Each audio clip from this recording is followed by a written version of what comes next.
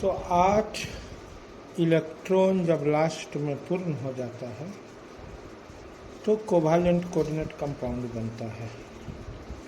आज मैं pure covalent compound से कोवालेंट कोऑर्डिनेट कंपाउंड कैसे बनता है आपको दिखाने जा रहा हूँ। देखिए आपके सामने ये प्योर कोवालेंट कंपाउंड का कलेक्शन है। अब इसमें से एक एक प्योर कोवालेंट से हम कोवालेंट कोऑर्डिनेट बनाएंगे।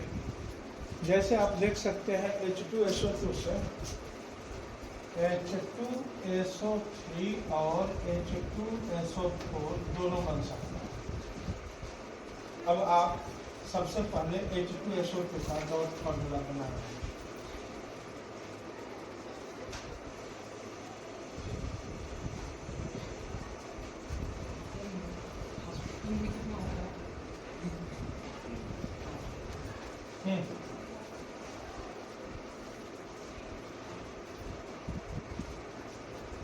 ये रहा H2SO2। अब आप समझ सकते हैं कि इसमें सारा का सारा कोवालेंट बॉन्ड है। 1 2 3 4 कोवालेंट बॉन्ड है इसमें। अब एक ऑक्सीजन आता है और यहाँ सल्फर के लास्ट में 1 2 3 4 5 6 7 8 इलेक्ट्रॉन है। इसमें से एक इलेक्ट्रॉन का चोरी कर देता है, प्लस माइनस। एक इस पार से आता है और एक इलेक्ट्रॉन का चोरी कर लेता है, प्लस माइनस, और इसी से शेयरिंग भी कर लेता है। यानी आप ध्यान से देख सकते हैं कि यहाँ जो शेयरिंग हुआ है इसमें एक इलेक्ट्रॉन सल्फर का है, एक इलेक्ट्रॉन ऑक्सीजन का है, लेकिन यहाँ पे दोनों इलेक्ट्रॉन सल्फर का ही है, यहाँ पे दोनों इलेक्ट्रॉन सल्फर का है। तो इस तरह से आपके सामने H2SO4 बन गया। अब इधर देखिए,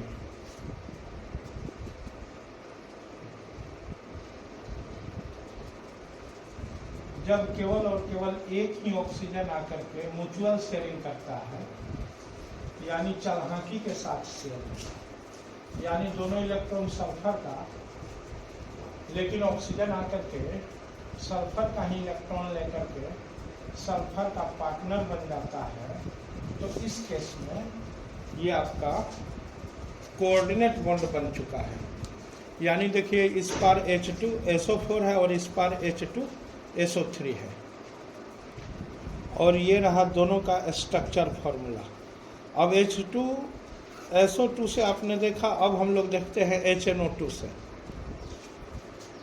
ये रहा HNO2 और अब HNO2 से हम लोग HNO3 को बनाने जा रहे हैं।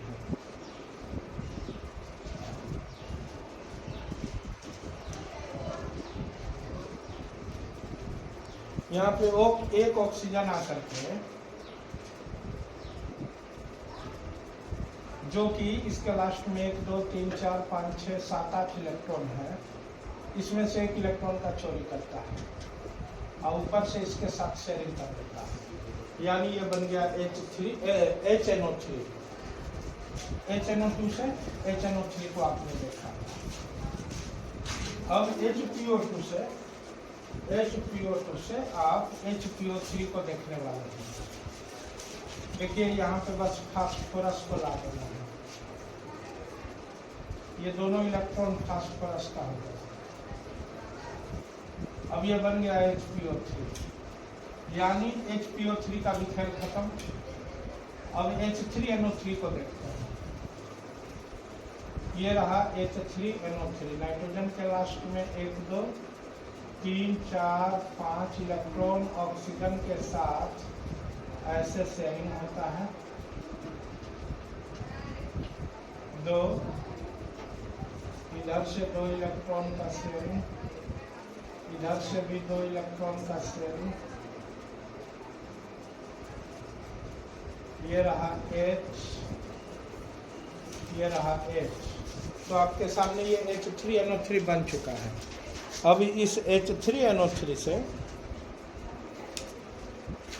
H3NO4 कैसे बनेगा, तो आप देख सकते हैं 1 2 3 4 5 6 7 8 इलेक्ट्रॉन खुल गया है, और यहाँ पे एक ऑक्सीजन आकर के इसके एक इलेक्ट्रॉन का चोरी ऊपर से सीना जोड़ी प्लस माइनस कर दिया। अब ये H3NO3 H3NO4 बन चुका है। तो इस तरह से आप देखें कि 1 2 3 4 5 6 कोवैलेंट है और एक कोऑर्डिनेट बॉन्ड है, ये बन गया H3NO3। अब आप यहाँ इसे एरो के नोटेशन से दिखा सकते हैं, क्योंकि वो कोऑर्डिनेट बॉन्ड है और ये रहा कोवैलेंट बॉन्ड। सारे कोवैलेंट बॉन्ड को आप ऐसे दिखा सकते हैं। ये सारा का सारा कोवैलेंट बॉन्ड रहा और इस तरह से आपने HNO3 से HNO4 को बनते हुए देखा। अब SO से SO2 कैसे बनेगा? SO जो कि प्योर कोवैलेंट कंपाउंड है, SO के लास्ट में, सल्फर के लास्ट में 6 इलेक्ट्रॉन है, ऑक्सीजन के साथ ऐसे शेयरिंग करता है और ये देखिए 8 पूरा चुका है, 1 2 3 4 5 6 7 8। लेकिन एक तीसरा ऑक्सीजन आकर के इसमें से एक इलेक्ट्रॉन का चोरी करता है और उसी के साथ शेयरिंग कर लेता है। यानी इसमें 2 कोवैलेंट बॉन्ड है और एक कोऑर्डिनेट बॉन्ड है। तो इस तरह से आपने SO2 को SO3 बनते हुए देखा। अब आप O2 को O3 बनते हुए देखें। ऑक्सीजन के लास्ट में 6 इलेक्ट्रॉन है और उसके साथ ये शेयरिंग किया है। अब एक तीसरा ऑक्सीजन आता है और ये आकर के इसमें से एक ऑक्सीजन के इलेक्ट्रॉन को ले लेता है और उसी के साथ शेयरिंग कर लेता है। इस तरह से ये O2 बन जाता है O3। तो आपने O2 से O3 को बनते हुए देखा।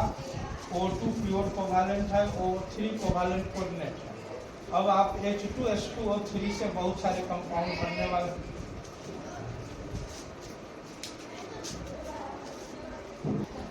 ये आपके सामने H2SO2 H2S2O3 है। अब इस H2S2O3 से H2S2O4 भी बनेगा। अब जब एक ऑक्सीजन आकर के इस जगह पे इसके एक इलेक्ट्रॉन का चोरी और उसी